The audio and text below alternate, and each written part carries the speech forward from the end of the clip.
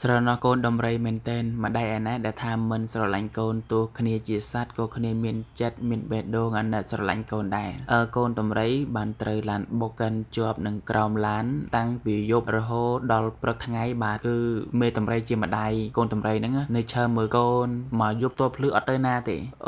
វីដេអូមួយនេះធ្វើឲ្យមនុស្សបានឃើញហើយគ្រប់គ្នាពិភពលោកហ្មងអាណិតស្រណោះទៅដល់សត្វដំរីមេនិងកូនពីរក្បាលនេះខ្លាំងមែនតើពេលយប់បាននាំកូនចេញពីព្រៃនឹងឆ្លងកាត់ខ្នល់ត្រូវបានឡានបុកកិនជាប់ហើយនៅឈរមើលកូនមកយប់ទល់ភ្លឺដល់ពេលដែលភ្លឺហើយហ្នឹងគេក៏បានយកឡានចេញហើយក៏យកអត្រារុញដីមកលើកកូនដំរីដែលបានបាត់បង់ជីវិតនៅពេលដែលអត្រារុញដីហ្នឹងលើកកូនដំរីម្ដាយកូនដំរីហ្នឹងអត់ទៅណាទេបងប្អូននេះនៅឈរមើលនៅក្នុងព្រៃអែបខ្នល់ធ្វើភ្នែកមិញម៉ង